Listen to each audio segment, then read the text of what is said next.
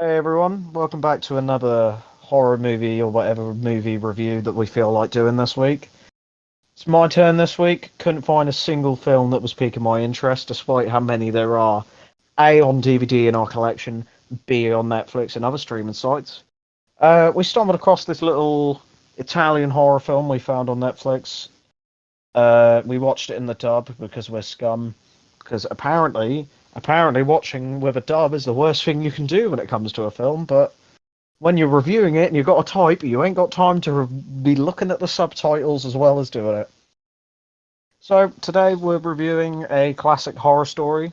That is the name, by the way. That isn't just like the title for what the film is, because this is far from a classic horror film or story.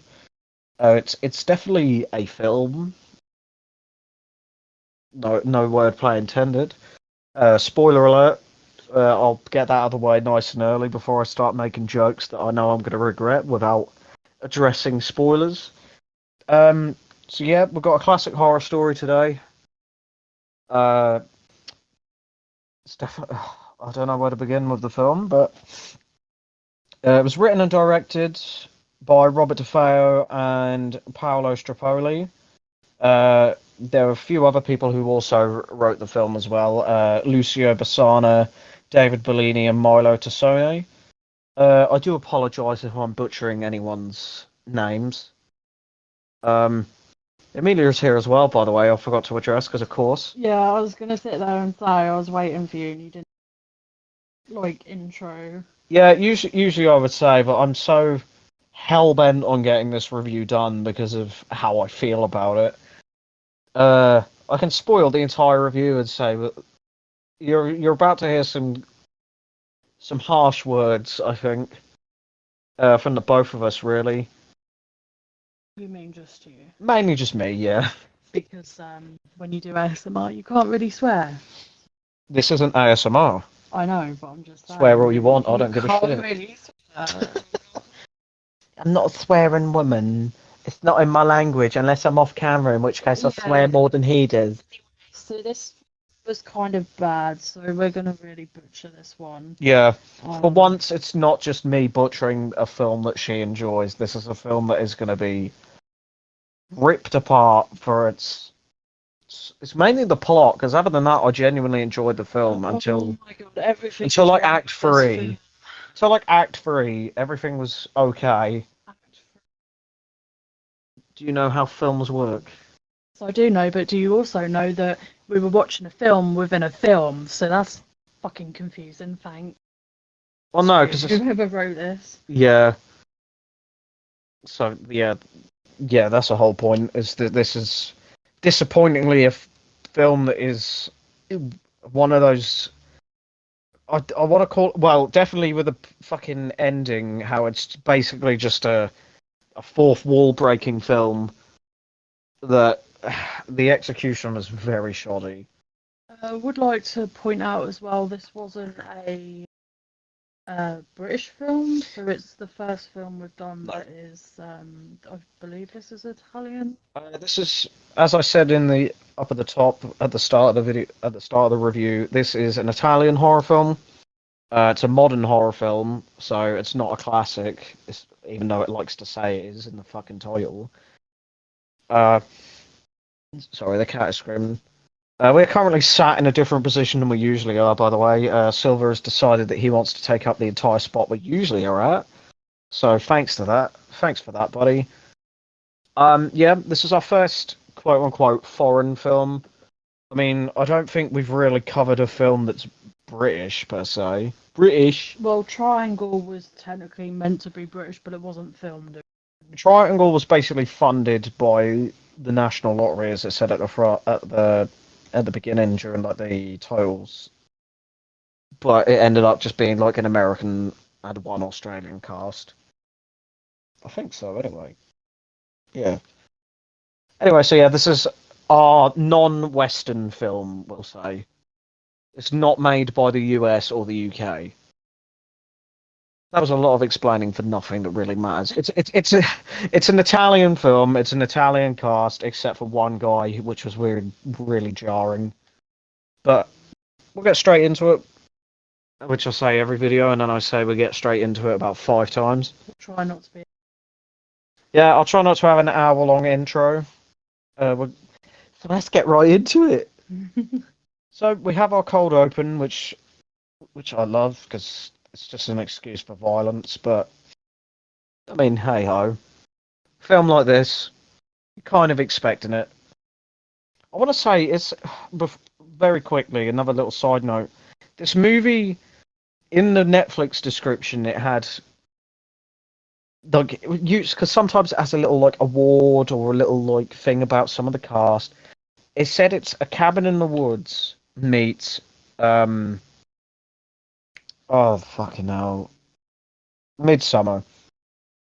Yeah, it was a cabin in the woods, which isn't really like a. It's not an uncommon thing to happen in a horror film. Like an isolated place in the woods where they're not going to get phone signal is not an original place for a film. The Midsummer, yes, there are a lot of shots, and basically most of the plot is Midsummer, which God, I want to cover so that you can see how much of a rip-off this felt. Because it is. I've heard of both of those films. I haven't watched them, but I've seen clips and that. The Cabin in the Woods is fantastic. Uh, Midsummer, I enjoyed. It's fine, but like Hereditary, I think it's called. I didn't see why the internet went crazy for it. But yeah. So our film begins with a woman chained to a table in our basically our later on revealed to be central location. She's she. I believe later on she is the a daughter that went missing. I think it said along with her mother. Because there was like a paper. So basically, looking back at the film, I now assume that either the mother or the daughter who was at the beginning of the film. Yeah. So she's basically chained to a table in a cabin somewhere. This song is playing. This song is sort of kind of is recurring. It sort of appears multiple times throughout the film in different moments, but mainly the cabin. Yeah, I couldn't get a better song though. The song was a bit irritating. The song was irritating. No offense to whoever made the song because it's a song that they didn't make for the film. So I apologise if you can hear a cat in the background. Stasi, the picture that represents. Warn you, we don't get paid for this. We really don't give a shit how much this is being butchered. Yeah, But whoever thought to put that song. yeah. But it was fine. It's an Italian song, of course. They weren't just going to play an English one. They weren't going to play like Barbie Girl or You something. might as well put Tiptoe Through the. Yeah, it was that sort of stereotypical creepy music. It was a bit dumb, but hey ho, it served its purpose, I guess. She's chained up on the table. This big hooded person enters the room with this like it's almost like a mallet you would use when you go to the fun fair and you use the test your strength machine. Yeah. That oversized, massive handle, massive. It was basically like it was longer than an axe. Stasi, can you not scratch what you were scratching right now?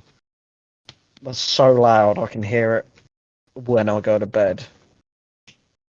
Anyway, my apologies.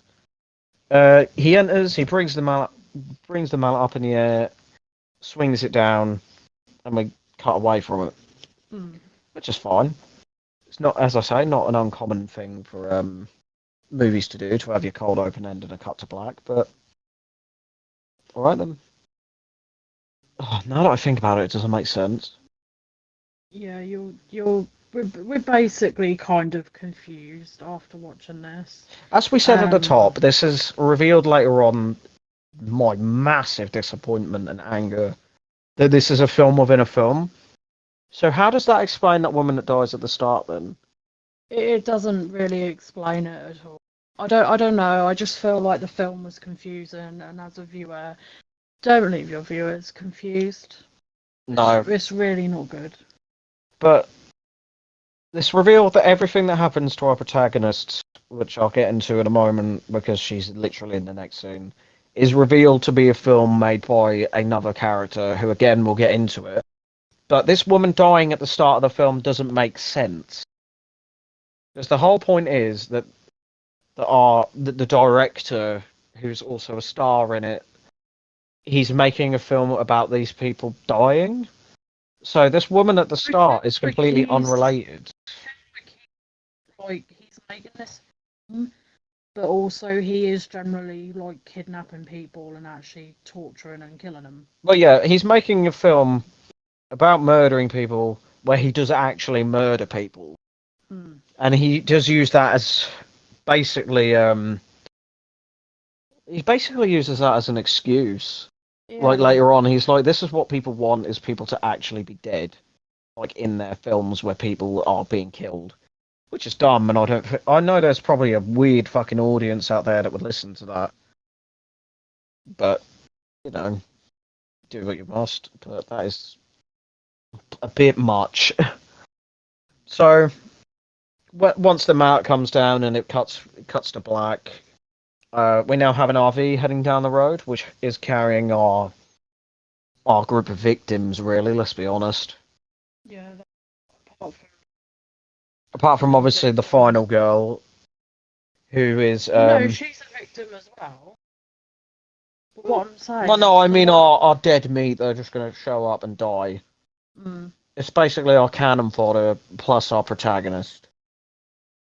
So we do meet our protagonist. Her name is, I put down Elisa, but I swear they were calling her Elitzia. Elitzia? No, it is Elisa. Okay. Because thank you Google, which is unreliable. If it is Elitzia, I'm sorry. She is portrayed by the one and only Matilda Lutz, who is in quite a lot, surprisingly.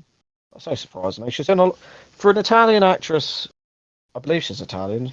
Sorry, I'm absolutely butchering this. We're butchering the review. She is Italian. Okay. For someone who's an Italian actress, she is in quite a lot of Western films. Mainly, she's in Rings, which is it's the Ring 3. But she was also in a rape revenge film called Revenge, which is fucking really good. I really enjoy it. Yeah, that one I really enjoy. That's mainly where I know her from, and that explains it. It's another Italian film, but I think, if I remember correctly, it's in English. So, yeah, anyway, that's a side note I will put a full stop on there. Oh, she was, funny enough, in a film called Megan, but not the Megan we fucking reviewed. Yeah. Yeah, I do. She's a really good actress, and she probably is, like, the standout for this film. She's definitely the best part, other than, like, some of the practical effects. Basically, we meet her just before she gets on the RV that's heading down the road with everyone else. This is a scene before it. She's on the phone to her mother, and she's being sick in the toilet, which we later find out in a very quick piece of dialogue, may I add, that she is pregnant. Did you even pick that up? No, I didn't. No. You know what? You know when they're asleep, they're going to sleep in the cabin around that light. Sophia basically says, "Oh, you and the baby." She's like, "Yeah, we all figured it out that you were pregnant, lol." And then that is just thrown aside. But anyway, so yeah, it's basically morning sickness or some other pregnancy-related sickness. I do apologise. I do not have any experience with pregnant people. I have no kids. Yeah. Not logic. Well, you never know. I don't know. Yeah. She takes notice. I put this down as a bit of a throwaway note, but now it does make sense because of a shot later on. She does notice a picture of a wall of a religious figure. I do apologise. I don't know who it is. I'm sorry, but he's got his hands up and he's got holes in his palms. Are you sure that's not Jesus? That's not Jesus. His hair was too short. That's it. That's how I know it's not Jesus. Yeah. So she sees that, and immediately I said to you, I said, well, you know it's going to come back into effect somehow. And it did. And of course it did. Oh my god, I did not realise that's why she was going to where she's going.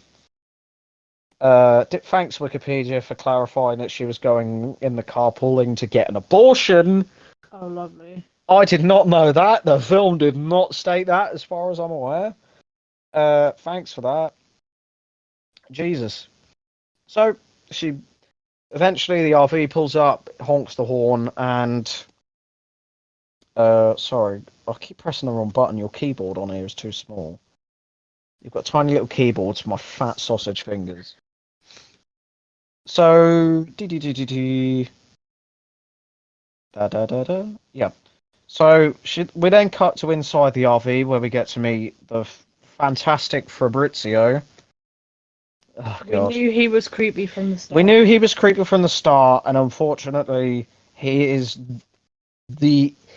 revealed later on to be our main antagonist. He is the most pathetic character I've ever seen, and he somehow ends up being like our main bad guy. It's just like, really? He's played by Francesco Russo, which at the time I was doing my very best to Google if he is deaf or not, but it turns out it was plot reasons he had a hearing aid. And we found his Facebook. And we possibly found his Facebook by accident Googling it. So my apologies to you. He is. I've got down here. He is a vlogger. As we say, he is the main antagonist. This is basically where he starts filming his fake movie. As I say, got him down as a vlogger, but it's bullshit. Look, I mean, you were just sitting there like, oh, another one. Yeah, I said, well, you said that he is an annoyance to society, and then I said that it's basically fucking what's her face? It's Hunter from Fall. There's God. Oh fucking hell, she was terrible in that as well with her fucking ego. But the difference is that was a good film. This, not so much. Also, he does have an annoying actor as his dub. He has a very whiny voice, but considering his character, it does suit him because he is fucking irritating. Like the whole film, like including up to his big twist as the bad guy. It's dumb. So on board the RV, we also meet Sophia and Mark. Sophia is played by Yulia Sobol, and Mark is played by Will Merrick. I think he's the only non-Italian member of our cast. He is, I believe, when I read it, that it said that he was from Skins, which is a show in the UK. Yeah, Skins is a really good one. I've watched it. Do you recognise him from that? I don't know who that is, but Possibly, but Skins was 7 seasons in total. yeah, that was only seen 1, 2, and 3.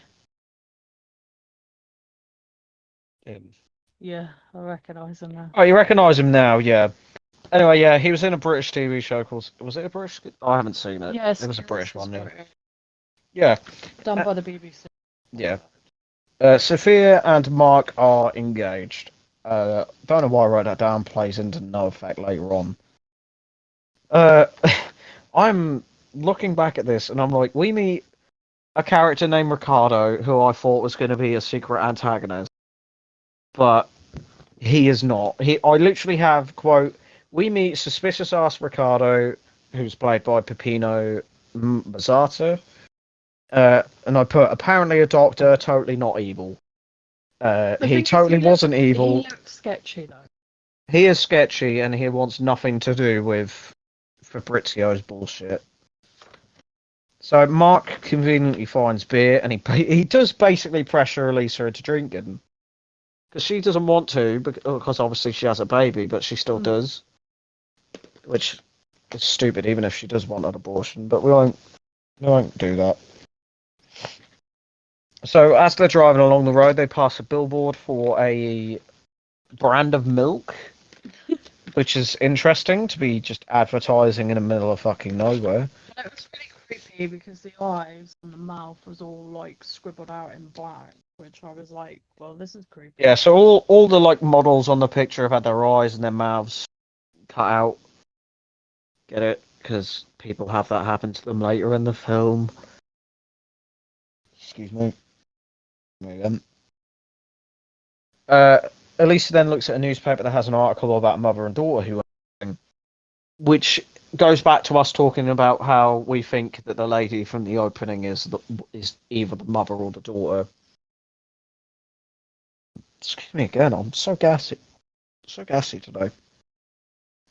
She also spots an image which I haven't wrote down in the notes of the mayor. Seems like a throwaway character. Does come back later. Which, now that I think about it, I was thinking about it in the film, but do you think that may be Fabrizio and Thingy's mother? Could be. Either way, they don't explain who she really is, or if she's really the mayor, but... It's just a really weird, again, fucked up film where you're just sitting there like, what? There's a lot going on that isn't fully explained. But now going back to it, there's a lot of foreshadowing. So there's a lot that I'm looking at back in my notes and being like, oh, that plays into this and this that happens later on in the film. It's like, okay, they did a good job at setting stuff up, but other than that, they do not explain fucking anything. Mark, who is, as we explained, is played by Will Merrick, I think was the only character in the film speaking English. Because when he was talking, it did seem like his lips were syncing up perfectly. Yeah, you know, like when you watch stuff on Netflix and it's like, it's not a British or an English program. The and native they have to language get isn't people English. to like lip sync it, and you know it's not British because it just doesn't match. As we say, we did watch the dub because fuck off am I reading subtitles while I'm also typing this up. So, which also goes in towards something I wrote at the end for when we eventually get to rating it, is that I can't really judge the acting when all we've got is a dub.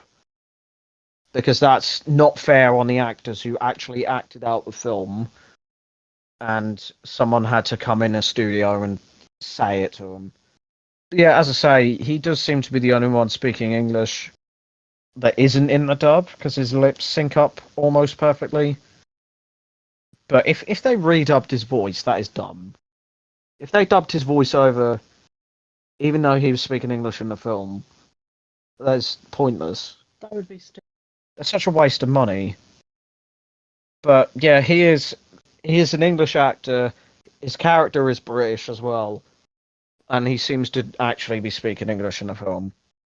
But because we have the dub on, we don't actually know. Ricardo, they basically pull over for a minute. Ricardo is trying to call someone.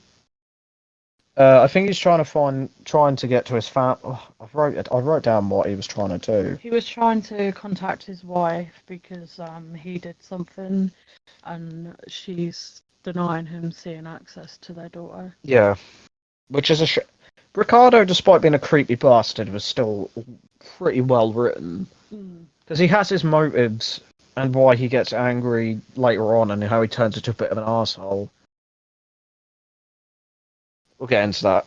So Mark is now insisting that he drives the RV. He is pissed. He's not like blackout drunk, but it's basically a way for Fabrizio to put the blame on him for causing the crash. So Fabrizio is trying to talk him out of it for some reason. If his motive is trying to get them there, and that's how he's going to cause them to crash, is by using him as an excuse, why wouldn't you just let him? It's dumb. So the night falls, and I've got here Mark is still drunk driving. I thought that was stupid to begin with, but now we know that Fabrizio is trying to lure them into his trap. It makes a bit more sense of why he would keep letting them drive. They pass an upside down deer crossing sign, and like at that exact moment, his hearing aid plays up. But now that we've obviously finished the film, I think that was his radio getting its signal back. Well, yeah, that was a fucked up film. Yeah, it's stupid, but as I say, it does set up the events to come quite well now that we're talking about it, and I have my notes that I wrote down at the time because it's now like, oh, I was so unaware of what was coming for us. So Mark's still drunk driving. He's talking to Fabrizio. A dead goat is in the middle of the road, and I had they swerved to avoid it, but Fabrizio basically grabs the steering wheel and steers them off the road. I believe they all get knocked out because, like, all of them, probably not Fabrizio. Well, again, spoiler alert: the drinks were fucked with. The drinks eventually are revealed to have been spiked, but the next morning, Elisa wakes up after being knocked out, either from the alcohol or the crash, because it wasn't really a crash. They sort of like drove into a ditch. Mark has really fucked his leg up. Like his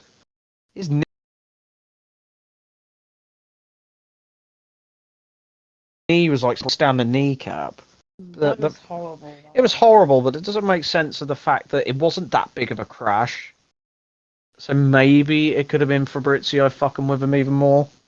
I don't know. I would like to hope that it wasn't stupid logic and Fabrizio was trying to fuck with him, but how would he have fucked with him with his leg? He had nothing to use. Anyway, thankfully, because Ricardo's a doctor, Sophia and him managed to splint his leg so that he isn't bleeding, I guess. Because they definitely didn't do it so he could walk, because they just fucking left him everywhere. Yeah, they literally, went about their day and left him to. Yeah, they just went and left him. Even Sophia left. Yeah, multiple times. Even when suspicious shit starts happening. But it's like, why? He's wounded. Why would you just leave him behind? And I hope Will Merritt got a good fucking paycheck from this, because all he did for the most of the film was just lay down and be hurt. Yeah. Easy paycheck, but I hope they Easy paid him money. enough that he just has to lay there basically asleep the whole film. Elisa tries to call for an ambulance, but because they're in the middle of fucking nowhere, what happens? No signal. Because it's not a horror film if they don't have phone signal. If they do have phone signal. So they go outside of the RV. It's now, as I say, it's now morning. They see that they are weirdly no longer on the side of the road that they crashed on. Which at the time is fucking weird, but again, now that we know what happens, it sort of explains how they got there, in a way. Well, yeah, it does. It's, as I say, it's bizarre because when they crashed, there was a road. Yeah, and then they get up the next morning and all of a sudden And they're in the there's middle of no- a fucking field. But, just, how is he gonna, with Fabrizio's bullshit, how is he gonna explain the RV being moved from the road into the middle of a field? I have no idea, but then I'm sure he's figured it out somehow. It would have been nice to have a shot later on when we see like the behind the scenes of his filming, just a tow truck. But even then, you're going to be like, they're going to wake up, look at the floor, and go, "Oh, there's tire marks going that way. Did we drive here while we were asleep?" No. Basically, they just magically teleport this fucking RV into a field. So they go out of the RV and they see this weird. I put down a temple cabin combination because it's basically got a shrine in it. Yeah, it's like this weird kind of cult thing, wasn't it? Table. Yeah, other than Fabrizio, his like our main antagonists, other than him, are like people pretending to be this cult that worships these deities. It was a bit like, what was it? Because they kept mentioning, like, a bit like Speak No Evil. See No Yeah, Evil, Hear No each Evil. of the three of them had the no evil um appearances, like as you say, see no evil, hear no evil, speak no evil. as we find out. But they they literally all get out the RV and leave Mark behind.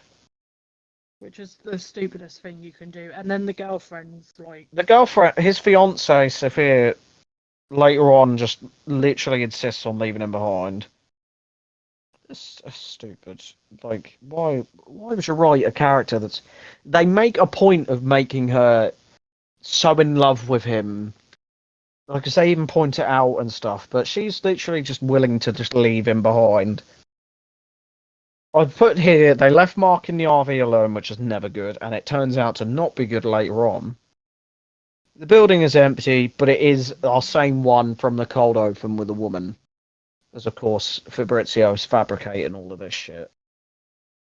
So they get back in the RV.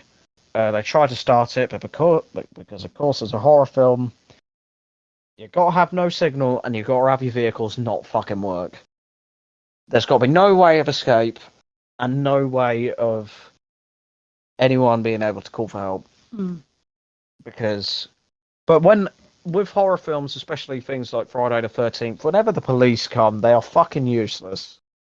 They come in, they die, that's it. and you know, they pretty much didn't do anything. Yeah, they are fucking they are just a fucking useless police force in every horror film. I know they're written to be that way, but they're just stupid. They argue about whose fault it is that they crashed and how it's impossible that they ended up where they are. Fabrizio is part of this argument, and he doesn't really try and like explain how they got there. Like, even if he hinted at it, because he's our hidden antagonist or whatever, he could have still like thought of a decent reason to try and bullshit them. But Fabrizio mentions when they're outside that he grew up in an area like they are in. Which, because Ricardo basically says, "What are you, a Boy Scout?" when he says they need to head south. Which is pointless for plot reasons. But I don't. I put that down thinking that may come back later or something like that. But no, it doesn't. It doesn't come back. It's just a pointless throwaway line that I just wrote down. As I say, I wrote these at a time. So back in the RV, Mark is still unconscious from his leg wound, which is fair. Sophia basically shows Elisa I put a not TikTok because it was clearly a knockoff. That did have poor old Mark's bare ass in it. Yeah, I kind Because of they saw a felt... dance and he turns around and his fucking ginger ass is just there. It's like, oh. Terms of service? I will be honest with you, with all this technology in the film and how it was done, it really pissed me off, honestly. Yeah. It was, again, we'll get through all the plot stuff, but then we will start giving our real in-depth thoughts on it at the end. Oh, Silver's woke up. He looks pissed. He's always pissed. He's always pissed, yeah. Oh, he just hit himself in the face with his tail and fell asleep again. Yeah, don't snort at me. She explains that she met Mark in America. This is just a bit of so-called character development, but it's just she explains she met Mark in America when she moved there, and he moved there from Bristol. Elisa is an intern somewhere. I can't remember where because they said it so quick. I didn't have time to write it. Sophia shows her this dodgy little heart ring that she has. I put in brackets plot device, but it really doesn't play into it at all. Which is, it's just a pointless little thing that they were trying to be like character, but no. And she asks Elisa if she thinks it was Mark's fault they crashed, which of course it. Excuse me again, my god. Every time we do these, I always get caught up on my fucking words. Of course, as we find out, it's not his fault that they crashed. Fabrizio and Ricardo had, at this point, started walking into the woods to try and find the road they crashed on. Fabrizio was talking to him about time loops. Which is where you sort of thought, oh, could this be another triangle situation, essentially? Well, I knew it was linked to it because it's like the way he was talking. I didn't Yeah, realise it would be a film within a film, but I was like, this is kind of going somewhere. it's going into some fucking weird, trippy thing. At least we hope that was what was going to happen. But it's quite a lot of the time it's hinting that he knows his films and he's a bit of a nerd. As we see later on, he is literally wearing a t-shirt that says spoiler on it because he's making a film. Remember, Ricardo stops as he sees something, and Elisa. We have another shot of Elisa at the RV realizing the cabin door's open. So we then cut back to Ricardo and Fabrizio because it was pointless. I don't know why they showed them looking at the door to see it was open. Hmm. But Ricardo and Fabrizio have come across 5 totems. Fucking hell. Sorry, guys, it is literally 1 minute to midnight at the moment because we like to film at stupid times. And what I did try and pick a film that was a bit shorter, but this was still an hour and a half. So we literally finished the film, went and got some drinks, got set up, and then here we are. So we finished probably about half an hour, 40 minutes, maybe. I don't know. I don't know how long we've been recording for, but here we are. So the totems are basically a warning. They come across totems of 5 people in the woods because there's 5 of them. There's then 1 each. Uh, Elisa basically decides to head into this random ass cabin they couldn't get into earlier on her own. Why? Why do you make stupid decisions? Why you gotta do that shit? Uh, Fabrizio somehow knows that the well, we know why he knows, but he knows that they're a warning for them and then they need to get out of there. Lisa, back to Elisa again, because we like to cut in between characters. That's totally not confusing when you can just do 2 separate scenes. She finds a wall of images of people in masks before she hears like a creak or something coming down the hall or like a bump, which never go and investigate a sound on your own in a film. She goes into that room and it has lit candles and paintings of legend. It's basically like a mural that portrays the see no evil that characters. Magically, everyone else is suddenly in there with her. That story's been told because Fabrizio basically gives an exposition dump about those characters. Yeah, that scene. It was weird. I couldn't think of what the fucking word for exposition dump was. It was just like, oh, everyone's now in the cabin. Here's the story of these cults. It's like, what? So night falls, they're back in the RV again. Fabrizio calls the building the House of Sam Raimi. That is the only time in the film I let out an audible laugh. Because it is that sort of fucking cabin from Evil Dead. He then is like, oh, I'm gonna go drain the lizard, I think he says. He then goes out. I have here, then goes out for a piss alone like a fool. Hmm. I know he's. I will say, he's directing the film, but he's also a character in the film. So he's acting in the film that's in this film. This is confusing as fuck. Yeah, see? Another. Yeah. He spots these two of these, I will say, cultists. I don't know why they make the noise they do. They look. It's meant to be like unsettling, but they literally make kissing noises. They're literally like. Maybe they thought he was a cat. It's like, I just thought that was bloody weird.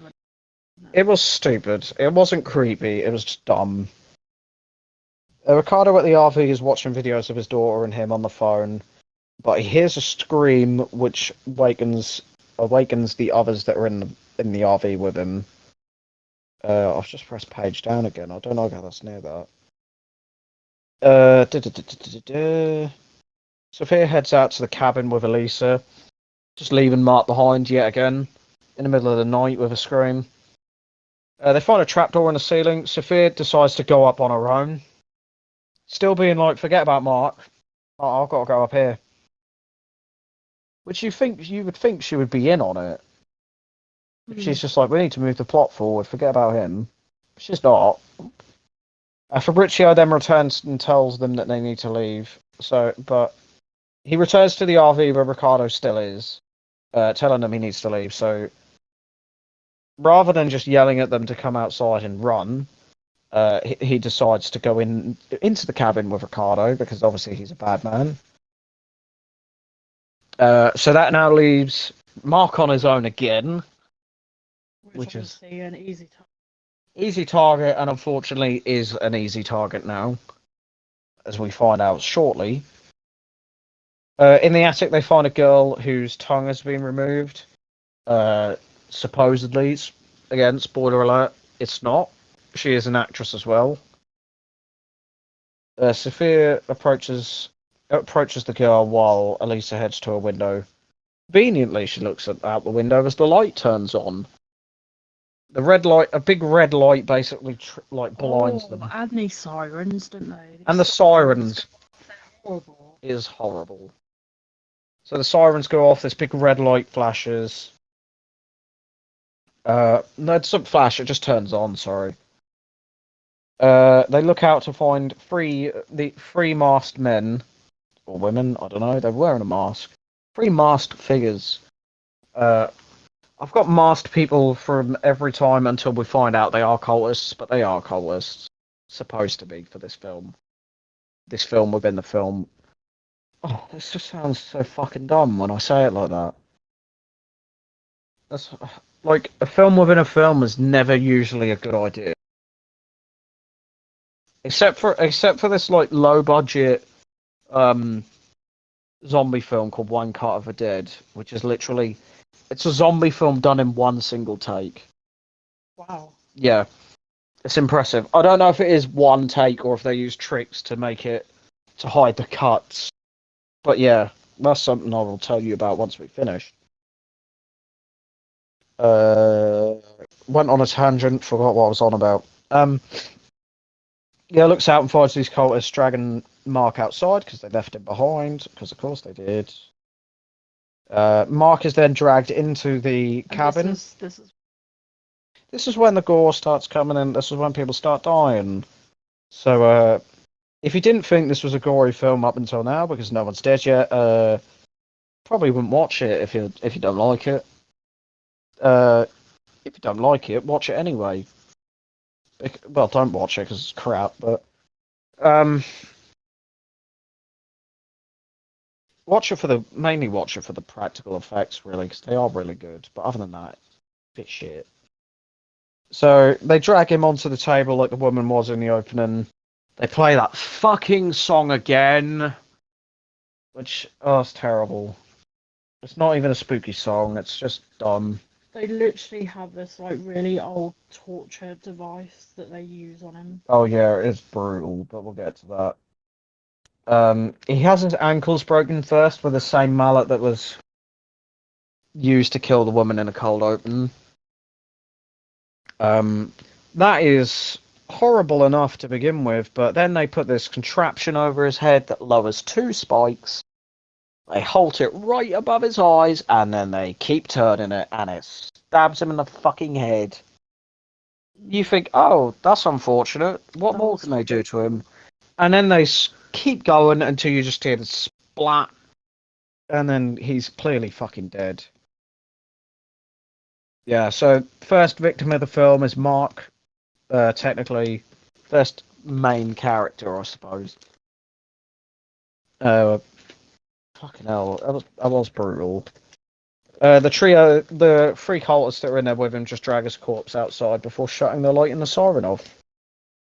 I don't know why or where they took his corpse, but they put it in the caravan. Oh yeah, they dumped it in the camper again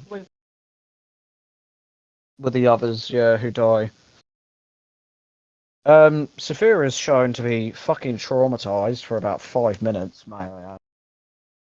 Because she's soon up and ready and running around again. Sorry, the laptop is sticking to my legs. Silver didn't even touch her. Stop shooting up like I did. They descend into the attic and make their way outside into the RV again. Elisa, well, no, they go out to the RV but not into it. But Elisa goes in and gets some trainers for the little girl. So morning comes. They're going through the woods because that's mostly what this film is people in the woods. Mm. But just adjust the microphone there a little bit. They come across some abandoned cars, clearly like other victims. Well, maybe not even other victims, because it's... What's the point of the cars? It would be a setup on it for one of their scenes to make it look abandoned. Well, yeah, I suppose. Yeah. Okay, ignore me, I'm being an idiot. But, Sophia super stupidly says they're not the first people. Like, she finds all these abandoned cars and decides to go, we're not the first people. As if they hadn't come to that conclusion themselves. As if they found all them cars and went, geez, this is a weird parking lot. Where's the traffic warden? These guys are parked illegally. But Ricardo just starts being an arsehole and blames Mark for the situation. I fucking put here, he's not wrong. At this point, I was like, yeah, he did crash it. But no, obviously, Fabrizio, who, again, still sounds like something I would spray in my toilet when I've done a mean crap. Sophia basically asks him which doctors use carpooling to try and out him as, like, a fraud or whatever. Which isn't true, because he is a doctor. I thought he was going to be some fucking lunatic. Mm. But he is a doctor, as we find out later. He's telling the truth. But he makes a counter argument that she didn't try too hard in order to rescue Mark from his fate. Because he was like, you could have kicked me in the balls, you could have bit me in the hand. But she didn't. He basically blames her for not doing enough to rescue him. Which is scummy. Pathetic. Yeah. This cast isn't the nicest group of people, really. So Elisa goes up to a car where the little girl is sat reading a diary. We find out from the diary that her name is Chiara, and here I will credit the actress. Alida Baldari Calabria. Again, I'm sorry. I don't know the pronunciations. I apologise. She has an image of her and her family in the diary, which is basically like a sob story for the main character. But not main character, but for the audience to try and let their guards down with her, which turns out to obviously be bullshit. Kiara writes in the diary that this is not a forest, as the siren sounds again. I don't know why she bothered writing that. Because it's like, I know it's probably to try and forward the fake plot that's in the film, but it's stupid, really. I don't know. It's not something you would think a person would believably understand. If this what? I just don't get it. When you're trying to make your real audience, so not your fake movie audience, you've got to try and make them believe that something isn't right. But just having her go, this isn't a forest. It's like, okay. What is it then? It's the woods. So the siren sounds again, and they all decide they need to leave again. They move on through the forest, only to find they've come full circle to the cabin. The RV is now missing. Fabrizio was confused after saying he was certain they were walking south, making it impossible to end up back where they are. But it's more than likely that he just led them in a circle deliberately to forward his movie's plot. He does, as we said earlier, the beer was drugged. He does conveniently find a full bottle on the ground. I just had to write a little side note here. Ricardo is carrying this weird, like, club, essentially. You see him sort of swing this thing around, he bangs it against a car when he gets angry. but then that sort of just disappears and you never see it again. Sorry. Your knees are spread. Yeah, it is now midnight, guys. Like, cut us some slack. I did offer to do this tomorrow, but because how much it fucking irritated us, we were just like, I've got to get this out while it's fresh in our minds. This will be out tomorrow. Well, the problem is, if I had one. Yeah. So this is why we have to do things. And a lot of people will notice if you go onto my channel, I do record a lot when I'm having good days. Yeah. And stuff because of the memory loss. Because we could have not filmed this tonight and something could have happened and then I wouldn't have remembered. We would have. And you would have still probably thought it was shit. Anyway. Maybe. Moving on. Yeah, that's why we're always yawning and stuff like that. Because it's usually near to midnight when.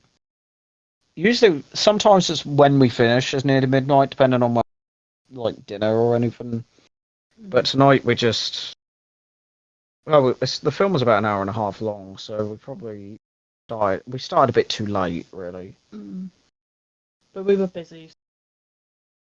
We were busy playing Dismantle, which I think by this point I've put a clip up of. Anyway, we were really enjoying it, and we were just grinding that for a bit.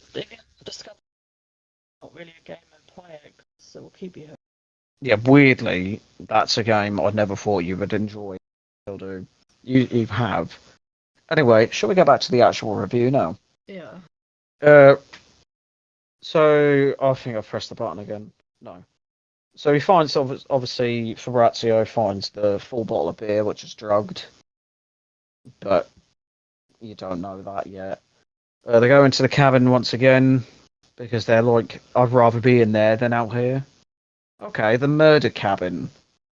Sure, let's go in there. It's a cult cabin because it was red and it had like weird, well, as I say, it was like a temple. Weird shapes type things. Sorry, I'm thirsty tonight as well. It's made me so dehydrated with anger. They go in once again. Night falls. We get a bit more so character development. In reality, it's just them trying to flesh themselves out, but it's just all in one scene of them saying what happened. Ricardo basically explains how a patient in his care died after he made a mistake and he lost his job. He then returned home after said something that upset his wife, and now he's not allowed to see his daughter. And he basically admits he was carpooling because he was in reality returning to his mother. Like, he even says that he's like a teenager. Fabrizio does make a half-assed joke about having a man killed. He does say he was he jokes about saying he was a member of the mafia and killed. But I now believe that he did actually have a man killed because of his film. So Sophia reveals once a few of them have fallen asleep that she knows Elisa is pregnant. Don't know how. I don't know how you figured that out because there's not It's not like there's been a few scenes where she's been ill in the woods or anything like that. It's just like, oh, I'm pregnant. I know you're pregnant. Sophia removes her little shitty 3D printed ring and offers it to Elisa. She does take it, but it's not really shown. They fall asleep. Elisa then awakes later on that night to the siren and the light again. She's downstairs now. She goes out the front door. She heads outside as the lights and siren shut off, revealing a large gathering of the cultists and an effigy, a bit like Children of the Corn, the big like big man. It's not like a man, but it's something similar. Sophia and Ricardo are tied to a stake, and Chiara is in the top of the effigy. Did I say? Yeah, I've said effigy. Effigy is going to be the hot. It's going to be the word of the episode today.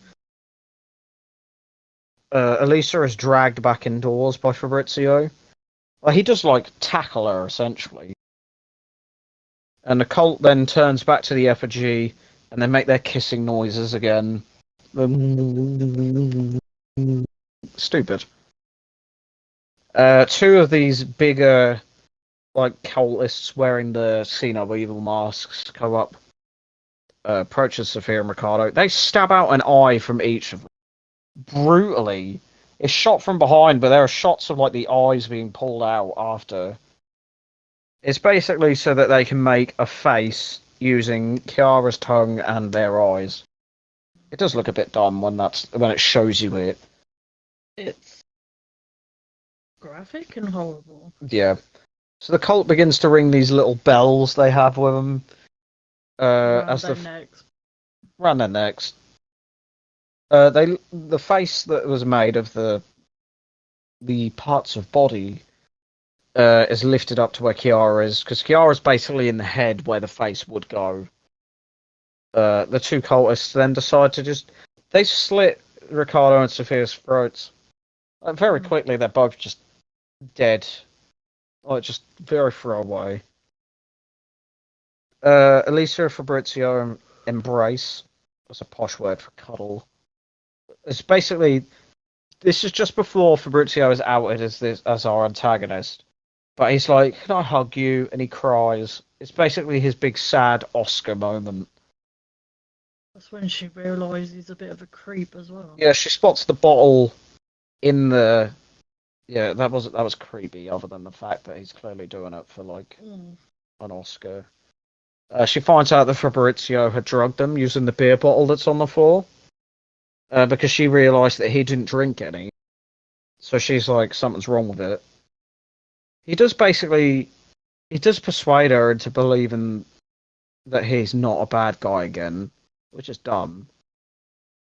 But then, as he's cuddling her again, his fucking hearing aid goes off, and it's revealed to be a radio that's been giving him instruction. It's dumb because she's like talking to him, being like who are these voices? Like, what's going on? What's going on? And he's responding. He might have been able to get on with it if he was like, "What? My fucking hearing aid? Like, you've taken my hearing aid? Like, yeah, hello? You're going a bit like, what's going on?" But no, he literally like answers her questions like he isn't deaf. Well, he isn't, but he soon gives up the facade. Because all of a sudden he just gives in. He just gives up the act and starts yelling at her. She basically runs away from him as he like stares at the deer, and this big fucking cultist like breaks the door down and grabs her and drags her out. At that point, morning comes around again, because all we've done recently is films that take place over more than one fucking day. Because all of the fall review was just night falls again. The next morning, the night falls again. A feast is happening. They're basically having a big celebration like Midsummer. the fact that like they literally have her in a wheelchair, but they have put nailed. Yeah, they've nailed her hands to the wheelchair so that she can get wheeled around. The mayor. Yeah, Sophia's unbagged. She's at a dinner table with all the cultists, and the mayor is up the other end, who we saw in the newspaper. I put here a deformed boy is singing an Italian song about knights. I think the See No Evil guys were the knight. I think they did say that. I don't know why they had this boy be deformed. It was for no reason. The cult applauds as the song concludes. I wanted to point out that the mayor is wearing this like bright red suit. She's well dressed, whereas all the like cultists are basically in peasant clothes, which it's basically just to show that she's the boss. So Elisa is crying, and all the cultists just weirdly start mocking her for it. But it sounds more like they're going rather than like. Did you hear that? Yeah. It was dumb, wasn't it? Bloody. The mayor basically tells them to shut the fuck up. She is the leader of the cult, which is she does say.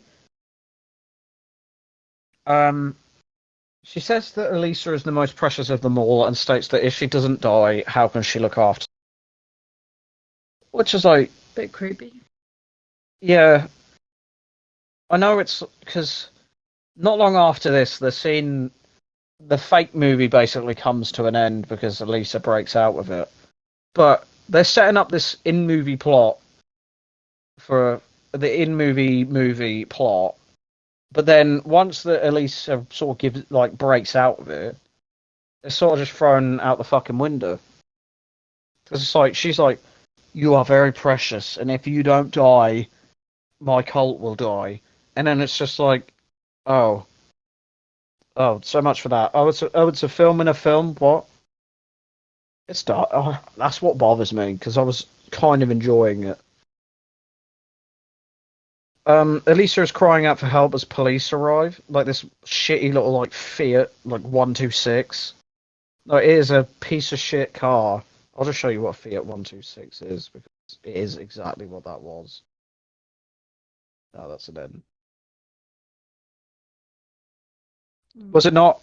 Yeah, This it was, tiny little compact car that the police rock up in. Um, Elisa tries to cry out for help, which at this point, why would you bother? Like if the police rock up to the cult table and the cultists aren't getting up to attack them because there's one little cop car, she's crying out for help like they're gonna come and help. Really? So the mayor then gets in the cop car and they drive off, which was interesting. It's just like, oh, so the mayor was here, she's a bad guy, off she go, bye. So Elisa is then wheeled into this little room and is shown CCTV. I put CCTV, but in reality it's all the different shots he's got. I know the cat keeps waking up and blaring at us. It's basically all the different film and things the different angles that Fabrizio was using for his shitty little film. I suppose it saves on budget if you're actually killing them, honest.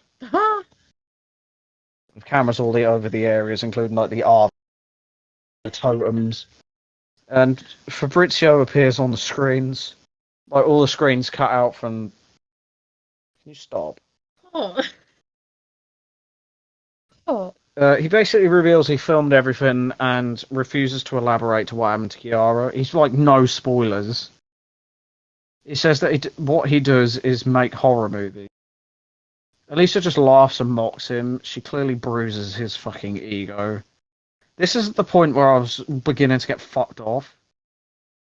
Because I'm just it's a bit disappointing that it's revealed to all I've just been for an in-movie that Fabrizio was making.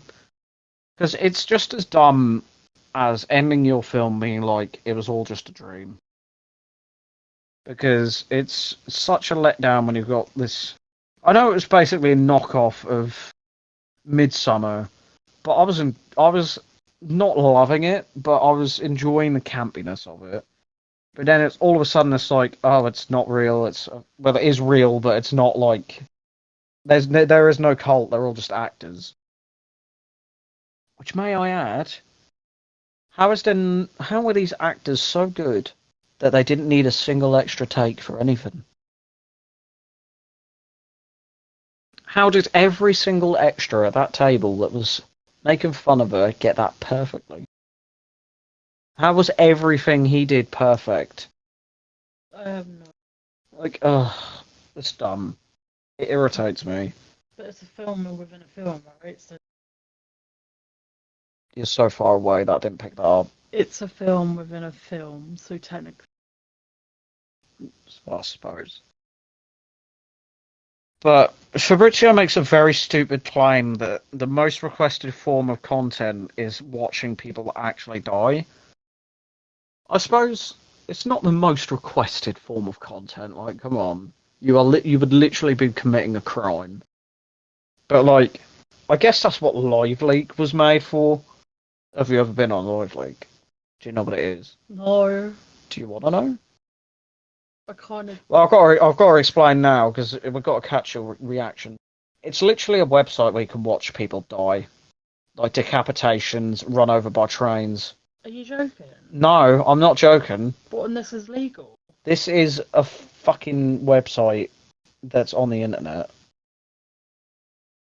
Genuinely, I'm not kidding. Yeah, but that would be illegal. Surely no It's state. not showing murders, it's showing accidents. Except for the beheadings. Well, guess we're going on Live League after this, guys. No, we're bloody not. Anyway, we'll get back to that. Um, quite cruel, well, brutally, Elisa rips her hands free of the nails restraining her. She doesn't do it quickly, she does like pull them slowly. That didn't disgust me because Ready or Not did that with like she put her hand through a nail. In A Quiet Place, she steps on a nail and that. Mm. It's like it's nothing I haven't seen before. So she pulls her hands clean and she raises her hands up like the picture in the doc. Because of course, you can't show a random thing in a film and not have meaning. She heads outside, finding what is it is basically the behind the scenes area. It's got all the props and like the RVs there. It's got some costumes. She finds a tent that has Kiara's dress hanging off of it. She goes in and finds like all the masks and stuff. Basically, it's basically the costume tent. It has all the cultist mask and then the See No Evil, etc. mask. And some cameras. Fabrizio, it cuts to Fabrizio, who's just flipping out in a caravan trying to picture his film being edited. He's literally like, we've got to have a close-up of me like crying into her shoulder or whatever. It's got to make me look good. Kiara is also there, who I did see that coming of her being the one talking to, because come on, really. She's also importantly not missing her tongue. The two, I think, are related because they're arguing about how their mother is going to be disappointed in it. They just yell at each other for a bit, and Kiara just like bitch smacks him across the face. So Kiara then like opens the door to find Elisa there with a. They called it a rifle, but it's a fucking double barrel shotgun. Ugh, I hate just. Well, it had enough force because that soon threw her up against the wall. Yeah, she just fucking like.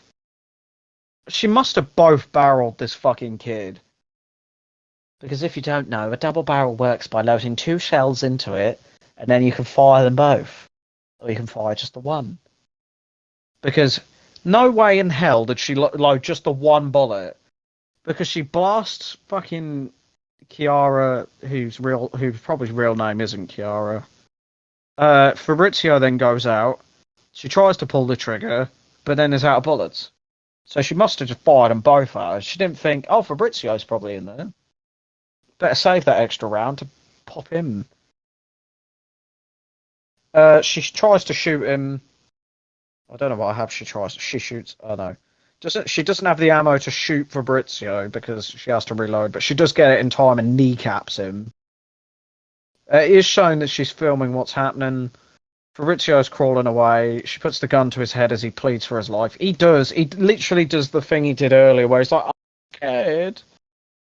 Which I think is what makes her go, yeah, nah, fuck you. She puts the gun in his mouth and fires it. Obviously that kills him, but his head doesn't explode. Like the back of his head sort of pops like a balloon. But it's a double barrel shotgun. As I've explained in a different video, I assume, is that a shotgun it fires like that rather than like that. Sorry, what I'm doing is opening my hand in a 5 shape and then pointing. Because obviously there is no video. So what would happen is his head would just go. It would pop and look like a clicker from The Last of Us, basically. But you were going to say something before. Yeah. What's that? Go on, get your point across. I was going to say that thing pisses me off because after all of them being tortured, after all the pain and suffering. Like, that's it. Like, his tongue and eyes out. Yeah, I'll spoil a little bit of our post review. That is our worst death is Fabrizio because he does not get the death he deserves. He needed punishment for what he did, but he does not get what he deserves. He dies. Good. Does he die in a way that would suit what he's done? No. She looks into the camera and is like, "You've got your ending." Like it's literally like the one-liner that the action hero would make. And as she makes her way back through the woods, I did put still armed because I thought maybe she was going to get jumped. The siren then sounds once more. She stops and turns to find some random kid in shorts and armbands. Which I thought, like, what the fuck is going on? Am I having a fever dream? He runs from her and escapes through a hole in a fence. She drops the gun. For all she knows, he could have been another fucking actor. There's a sign on the fence that says they're in a military zone. And as she emerges onto a public beach where people are sunbathing, would the military build a base and then let random citizens sit right next to it in order to fucking sunbathe and relax? No, they fucking wouldn't. Anyway, sorry. She goes onto the beach. People don't like run up to her and try and help her. They film her on their phones. I get that's like the film's like way of like commentary. And that's the other thing that pissed me off, because like if someone's in distress, you would help them. You wouldn't just pull your phone out. It's meant to be like, we live in a society where people would rather film than help. Oh, stop. Bottom text, Joker society meme. She regains signal on her phone. Her mother has texted her about 100 times. Isn't even slightly concerned about her health. She's like, if this is a prank, fuck you. She drops the phone and walks into the ocean. People just keep filming as she just goes below the surface, and I don't know what she does. She just sort of sits under the water for a minute as all the blood like washes off of her. But I assume she's trying to drown herself. But like, I don't know. It's rather stupid, to be honest. Let me just get the Wikipedia article up because they're usually correct. You can always rely on Wikipedia. I'll just see what the plot summary says. Blah, blah, blah, blah. Well, it just says she dives into the sea. She literally walks into it and sits under the water. That's a bit dumb. It's a bit dumb. So movie over, nearly. Literally has like the title card, and then the pre-credit scene plays of people in a chat room talking, reviewing the film we just watched on a knockoff Netflix that literally plays the same sound called Bloodflix. And they literally just watch the same film with the same scenes. What the fuck is going on? Yeah, movie over. Credits. So. Oh my god. Right. Enough of the swearing for a bit. Just a little quick summary before we get into our rating and our reveal of best deaths. I enjoyed it for the most part, up until the end where I started hating it. How about you? I hated it. Yeah. It was shit. And personally, I said to you that I would give it a 3. I want to change that. Oh. Was it because we've now spoken to more detail about it that you're like... No, it's just because I just don't trust on the tour. So Fair. I'm just like, you're getting a fucking... Yeah. I was enjoying it, but then the big plot twist basically ruined it for me. It felt like I was watching a fucking M. Night Shyamalan film. As I said towards the start of the video, we can't rate the acting when we're watching a dub. Because, as I say, it's not fair towards the actors that did all the actual acting in their native language. I must say, there were some good shots. I think the cinematography was surprisingly good. It's just a shame that the film turns to fucking trash towards the end.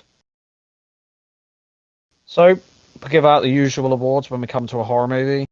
As we said, not too long ago. Fabrizio is easily the worst death because his death is too fast for someone who puts so many people through fucking torture for his own fucking gain. But best kill, we have two separate ones for the both of us. Amelia, what is your personal favourite kill? If you can pronounce the name.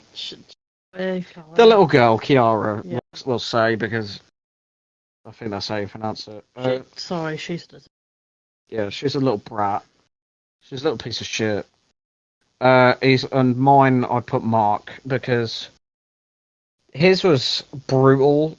He didn't deserve it, but it was still, like, fucking horrible. To have both your ankles broken and to slowly watch your eyes get gouged out before your head just splats. So, as Amelia said, she's giving it a 2. I was going to give it a 4.5 out of 10 just for the first, like, 2 acts. I'm probably going to have to drop that down to a 3. Now that we've discussed a bit more, and now that I've expressed how fucking confused I was with this film. So yeah, that's it. That's it for this film. It'll be my go next week. Yep, it's Amelia's turn next week. Don't know what she's going to pick. I didn't even know what I was going to pick this week. It's a nice little surprise for us all, really. But we'll see. It's nice to. Sorry, I should have said. This is our first. Not only is it our first foreign film, it's our first Netflix film. Because Fall doesn't count because it had a theatrical release first. It's our first Bloodflix film. Yeah, nah, fuck off. That's dumb. I hated that. So yeah, Amelia's turn next week. Then it'll be me again. We like to try and share turns. 50-50. But obviously, when we first started doing this, it was just like, what's a film we can do? What film is out? I know Scream 6 has just come out. We'll probably do the first few before then. We've still got to do the other scary movies, which is going to be a fucking disaster after the second one. The Charlie Sheen ones come in. We can't start a franchise and not finish. True. It's like, come on. So yeah, I don't know if I don't know if I'll choose Scary Movie 2 as the next one for me. We've still got a couple of other films that I want to line up and do. So either way, we'll catch you in the next one. As I say, it's Amelia's turn next week, so it could be fucking anything.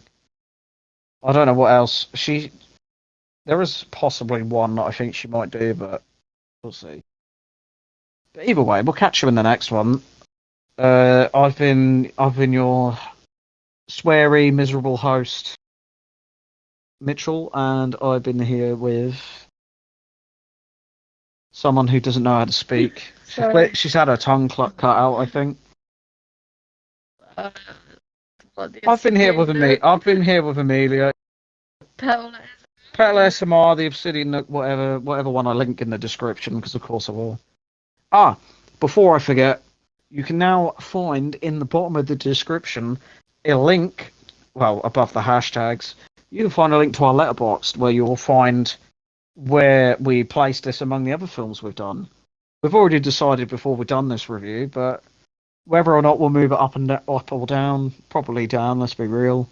It's definitely going to go, I think it might go below the one that's below it currently, but yeah, feel free to check that out, and we will catch you in the next one when I can find my phone to stop the recording. There it is. Thank you very much. We will catch you in the next one. See you later.